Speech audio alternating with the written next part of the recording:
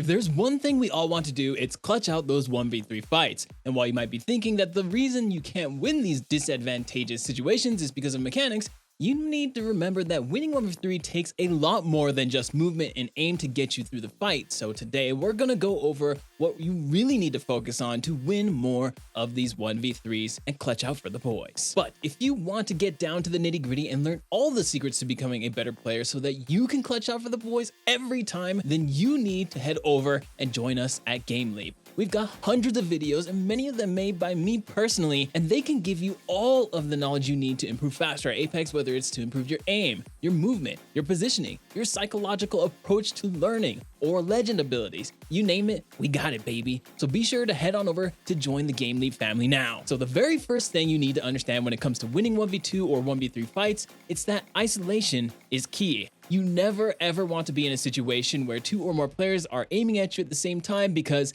in a game where your player can kill you within 1 second, well, having 2 or more players aiming at you is only going to accelerate the speed of your death by 2 or 3-fold. This means that the only way you are going to win 1v3 is by isolating each player into 3 separate 1v1s, and of course, you would need to win each 1v1 engagement until you have killed the entire team. Obviously, this is easier said than done, because if you haven't tried already, having 3 players running at you and focused solely on you can make for an extremely difficult time. But like most things in Apex, it's going to come down to positioning. Don't get me wrong though, movement and aim can help significantly here.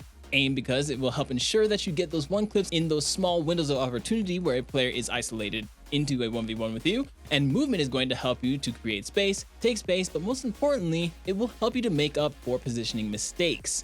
For example, if you wide swing into 2 players accidentally, then use a slide jump into a wall bounce to get back to cover or reposition. That's one way you could go about it. But no matter what, the main key is going to be how you position yourself in a way that allows you to turn these 3v1s into 1v1s, which leads me to my next point, pushing. Now, many players will make the mistake of just full send pushing everything, because simply getting into fights allows us to get more real in combat experience. And while this is true, you don't have to push into the enemy just to fight. One of the benefits of being at mid-range in a fight compared to close range is that you get a wider perspective of the situation. This translates to awareness, which allows you to make quicker decisions on the fly. The closer you are, the more narrow your perspective becomes, and the further you are, the wider it becomes. Wider perspective helps with foresight and decision making, however, a narrow perspective helps with maintaining focused pressure.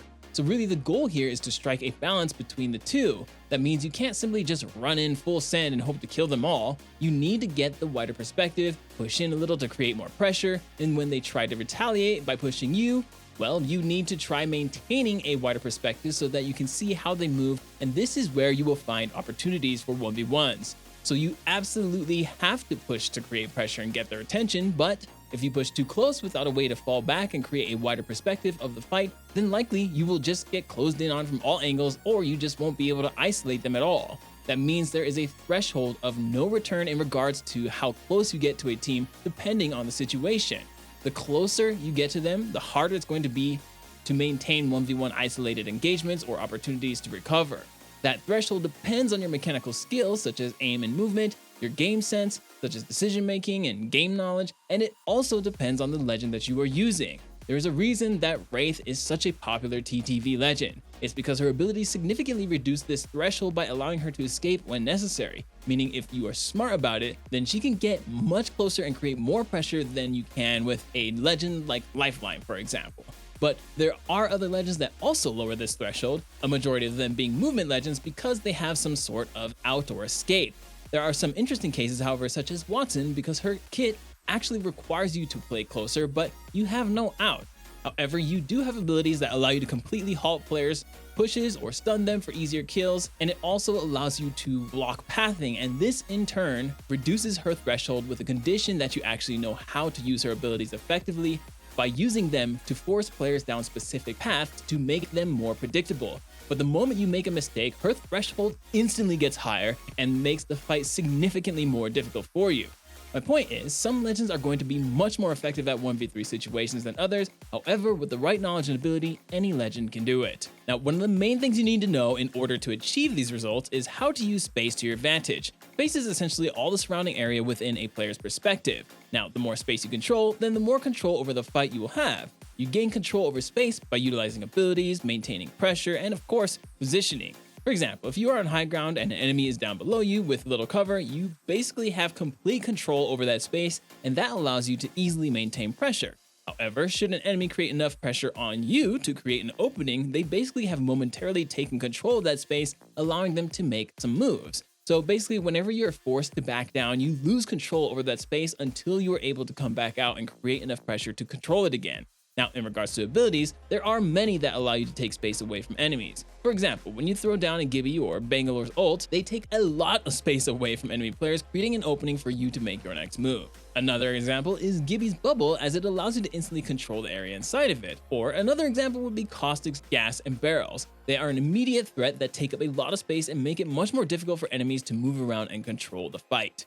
With all that said, space is probably one of the most important things you need to understand when it comes to 1v3s, because it literally encompasses everything we've talked about so far. Isolating players and controlling perspective all comes down to how you abuse space. Now, one of the easiest ways to abuse that space is by pulling or creating it rather than pushing and taking it. For example, if an enemy starts to chase you, you then need to pull back to create space and attempt to lead that player into a bad position, because once you lead them into that position, that is space that you control. So if you run through an open area and get behind cover, then they try to chase you by running through that same open area to get to you, you now have led them into a terrible position that they will have a very difficult time to get out of. This is because you have control over the space, since you are behind cover and they are not, meaning it is very easy for you to kill them, or at least control the fight by peeking in and out of cover.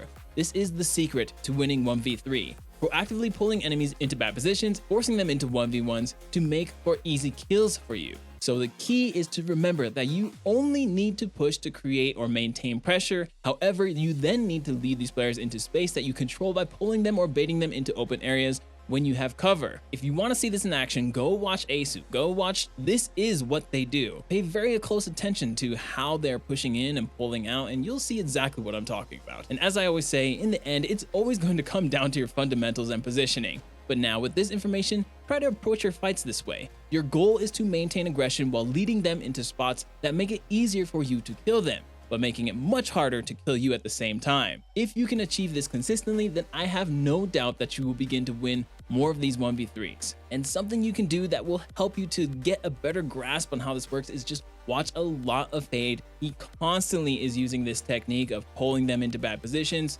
and most of the time in his gameplay, he's actually repositioning. Of course, he'll push and poke to make pressure on the enemy teams and to whittle them down, but as soon as they turn around or try to chase, he's already moving. He's already 3 steps ahead, repositioning to somewhere where he can hit from a different, unexpected angle, and just repeating the process until he's pulled them into a 1v1 in which he can win. So try to pay attention to how he is moving around and how he's positioning himself, and then you can try emulating that yourself. This has been Johnny. Thank you so much for watching. See you in the next one.